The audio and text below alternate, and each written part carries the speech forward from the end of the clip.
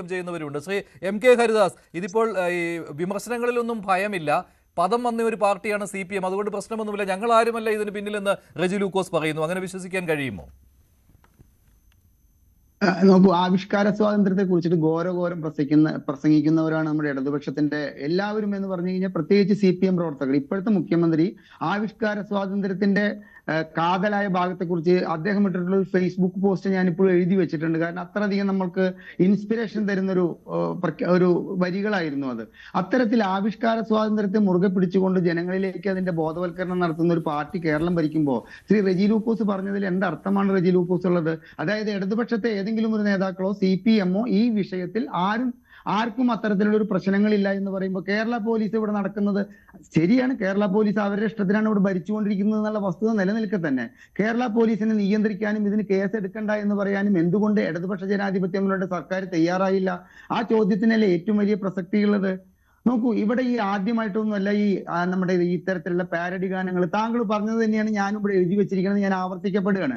ശങ്കരാഭരണം എന്ന് പറയുന്ന വലിയൊരു സിനിമയിലെ ഏറ്റവും മനോഹരമായ ഒരു ഗാനത്തെ VD രാജപ്പൻ അദ്ദേഹത്തിൻ്റെതായ ഭാഷയിലെ പാരഡി ഗാനമാക്കി മാറ്റിയപ്പോൾ ആസ്വദിച്ച് കൈയടിച്ചവരാണ് മലയാളികളും ഇന്ത്യയിലുള്ള മറ്റു ഭാഷക്കാരും വരെ. അപ്പൊ അന്നൊന്നും എന്റെ VD രാജപ്പനെതിരായിട്ട് ഇവിടെ സർക്കാർ ഉണ്ടായിരുന്നില്ലേ? ഇവിടെ സർക്കാർ ഉണ്ടായിരുന്ന സമയത്ത് ഇവിടെ കോൺഗ്രസ്സുകാർക്ക് ഇതിൽ വല്ലാണ്ടി ഒന്നും കലിപ്പിളകേണ്ട കാര്യമില്ല. നമ്മുടെ ഈ ഈശ്വര വാര്യരുടെ മകൻ രാജന്റെ മരണത്തിനിടയാക്കിയ ഒരു പ്രശ്നം പറയുന്നത്, കനകസിംഹാസനത്തിൽ കയറിയിരിക്കുന്നവൻ ശുംഭനോ ശുനകനോ എന്നുള്ള പാട്ട് അദ്ദേഹം പാരഡിയായിട്ട് പാടുമ്പോൾ ആ മറ്റേ ഹാളിൽ ഉണ്ടായിരുന്ന ഒരു അന്നത്തെ മന്ത്രിസഭയിലെ ഒരു മന്ത്രിക്ക് പൊള്ളുകയും അതിനെ തുടർന്നാണ് രാജനെ കസ്റ്റഡിയിൽ എടുത്തത് എന്നും പറഞ്ഞുകൊണ്ടാണ് പിന്നീടുള്ള പ്രശ്നങ്ങൾ കക്കയം ക്യാമ്പും പുലിക്കോടൻ നാരായണനും ജയറാം പഠിക്കലും ഒക്കെ രംഗത്ത് വരാനും ഇത്തരത്തിൽ കേരളത്തിലെ വലിയൊരു ഭൂകമ്പം ഉണ്ടാക്കേണ്ട പ്രശ്നമുണ്ടായതും ഒരു പാരഡി ഗാനമാണെന്ന് പറയുന്നുണ്ട്. അതിന്റെ ഉത്തരവാദി ഇടതുപക്ഷമോ അതുമാതിരി തന്നെ CPM-ഓ അല്ല, കോൺഗ്രസ് പാർട്ടിയാണെന്നുള്ള കാര്യം നമുക്ക് വിസ്മരിക്കാൻ സാധിക്കില്ല. പിന്നെ നിങ്ങൾ ഈ ഒരു ഇതിനെതിരെ കേസെടുക്കുമ്പോൾ നിങ്ങളുടെ ചിന്ത എന്താ? 2026 മെയ്യിൽ വരാൻ പോകുന്ന തെരഞ്ഞെടുപ്പ് വരെ ഈ വിഷയത്തിൽ ജനങ്ങള് ഈ കേസെടുത്ത സർക്കാർ എന്ന നിലയ്ക്ക് ഒരു പൊൻതൂവൽ നൽകിക്കൊണ്ട് ഇപ്പൊ പഞ്ചായത്ത് ഇലക്ഷനിൽ നേരിട്ടിട്ടുള്ള പരാജയത്തിന്റെ ഭീതി മറിഞ്ഞ് ജനങ്ങൾ നിങ്ങൾക്ക് വോട്ട് ചെയ്യുന്നു എന്നാണ് ധരിച്ചിരിക്കുന്നതെങ്കിൽ അത് തെറ്റായ ധാരണയാണ്. കാരണം ജനങ്ങളെ സംബന്ധിച്ചിടത്തോളം ഇതൊരു പാരഡി ഇറക്കിയത് ഇത്ര വലിയൊരു കുറ്റമായിട്ടൊന്നും കാണാൻ പറ്റില്ല. കാരണം ഇതേ പാരഡി ഗാനം കലാപവും മണിയും നാദിർഷയും പാടുന്നത് നമ്മുടെ യൂട്യൂബ് തുറന്നു കഴിഞ്ഞാൽ ഒരുപാടുണ്ട് ഇത്തരത്തിലുള്ള കാര്യങ്ങൾ. ഇവിടെ എന്റർടൈൻമെന്റ് ചാനലുകൾ ഇത്തരത്തിൽ പാരഡി ഗാനം അവതരിപ്പിക്കാൻ വേണ്ടി ഒരു മനുഷ്യനെ 1 മണിക്കൂർ സ്റ്റേജ് വിട്ടുകൊടുത്തിട്ടുണ്ട്. അദ്ദേഹം ഇന്ന പാട്ടെന്നില്ല, എല്ലാ പാട്ടുകളും, ഞാൻ ആരുടെയും പേരൊന്നും പറയുന്നില്ല, പേര് പറഞ്ഞു കഴിഞ്ഞാൽ ഇനി കേസും കൂട്ടം ആവണ്ടെന്ന് വിചാരിച്ചിട്ടാണ്.